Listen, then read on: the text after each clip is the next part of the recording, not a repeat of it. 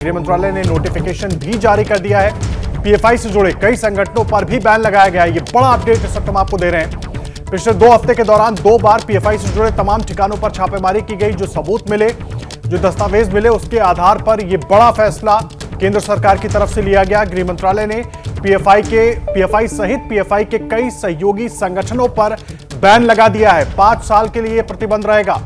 और जिस तरह के आरोप पीएफआई पर लग रहे थे, उसको देखते हुए लगातार तमाम जांच एजेंसियां जांच कर रही थी। एनआईए हो, लोकल एटीएस हो, अलग अलग राज्यों की, ये तमाम एजेंसियां जांच कर रही थी, जिसके बाद ये बड़ा फैसला लिया गया। आशीष हमारे साथ जुड़ गए हैं। आशीष, इन छापों के दौरान जो तमाम सबूत दस्तावेज इकट्ठा किए गए, उसके आधार पर यह बड़ा फैसला पीएफआई पर कैसे देखें? एक सवाल। दूसरा ये भी समझना चाहेंगे आपसे, क्योंकि सिमी का आइडेंटिकल माना जाता था, सिमी का एक्सटेंशन माना जाता था इसको, तो आगे क्या रहेगा? किस तरह की रणनीति रहेगी सरकार की तरफ से?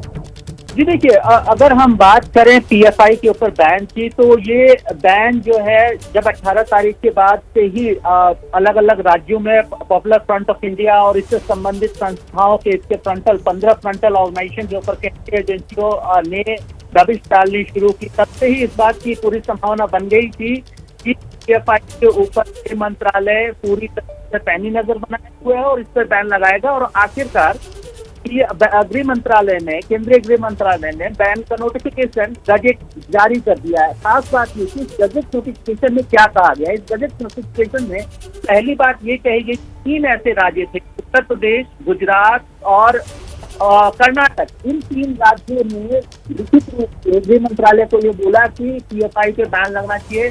पीएफआई पे कर्नाटक में हिंसा की कई वारदातें हुई है, जिससे पीएफआई का हाथ सामने आया है। हाल के दिनों में एक हिंदू कार्यकर्ता प्रवीण नेकारू की हत्या हुई थी, उसमें भी पीएफआई का हाथ माना गया है और उसका भी जिक्र इस गजट नोटिफिकेशन में। उसके अलावा इस गजट नोटिफिकेशन में ये बोला गया है कि ये संस्था जब इसका यह अस्तित्व में आई 2006 में, तो इसको सामाजिक संस्था के रूप में रजिस्टर्ड किया गया था। लेकिन इन कई सालों में ऐसे सबूत मिले हैं, ऐसे पुख्ता सबूत मिले हैं कि ये संस्था सामाजिक कार्यों को न करकर देश में अव्यवस्था, वैमनस्यता और लोगों के बीच को भड़का रही थी एक खास समुदाय के खिलाफ। तीसरी बात इसमें यह कहा गया है कि पीएफआई का लिंक जो है इंटरनेशनल टेरर ऑर्गेनाइजेशन, चाहे वो इराक और सीरिया का आईएसआईएस हो या बांग्लादेश का जमातुल मुजाहिदीन बांग्लादेश हो, इसके साथ पाया गया।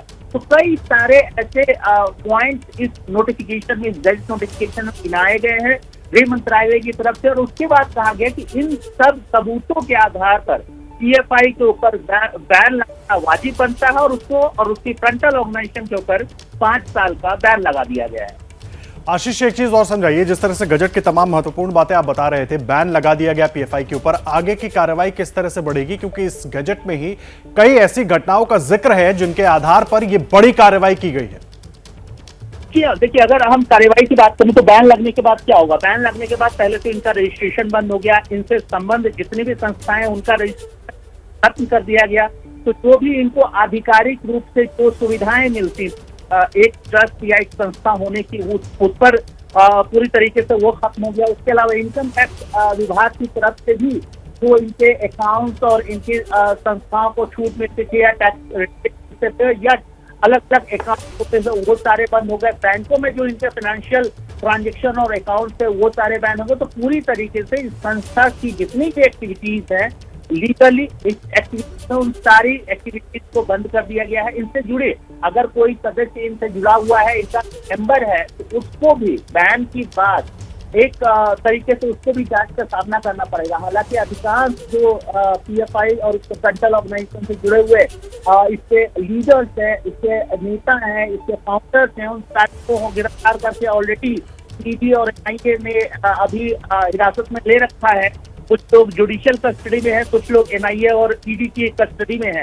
लेकिन अब इस बैन के बाद जो कार्यकर्ता है उनके ऊपर भी कार्रवाई हो सकती है।